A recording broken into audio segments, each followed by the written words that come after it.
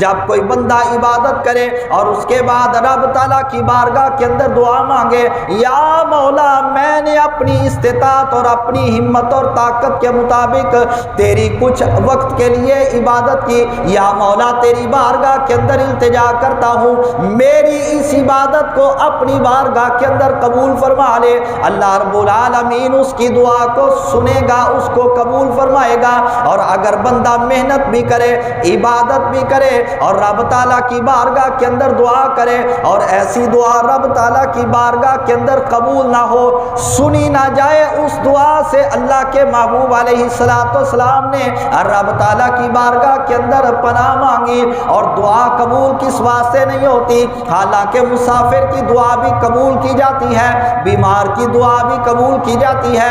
آقا نامدار صلی اللہ تعالیٰ علیہ وسلم نے فرمایا، جس کا مفہوم یہ ہے، ایک بندہ دور دراز سے سفر کر کے آتا ہے اور وہ رب تعالیٰ کی بارگاہ کے اندر دعا کے لیے ہاتھ اٹھا دیتا ہے، عرض کرتا ہے یا رب یا ربی یا ربی، اے میرے رب اے میرے رب اے میرے رب۔ آگے رب تعالیٰ کی بارگاہ کے اندر دعا کرتا ہے، التجا کرتا ہے، جو مانگنا ہوتا ہے رب تعالیٰ کی بارگاہ کے اندر اس کا سوال کرتا ہے۔ میرے آقا نے فرمایا اس کی دعا کو قبول نہیں کیا جاتا۔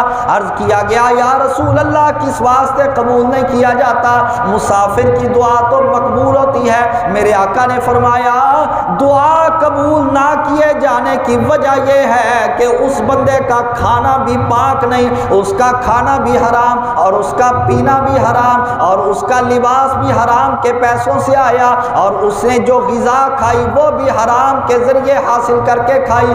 ایسے بندے کی دعا کو اللہ رب العالمین قبول نہیں کرتا۔ تو اس سے پتہ یہ چلا دعا اس بندے کی قبول ہوگی جس کا کھانا بھی حلال کا ہو، جس کا پینا بھی حلال کا ہو، جس کا پہناوا بھی حلال کا ہو۔ اور جب ایسا بندہ رب تعالیٰ کی بارگاہ میں دعا کرتا ہے، اللہ پاک اس کی دعا کو قبول فرما لیا کرتا ہے۔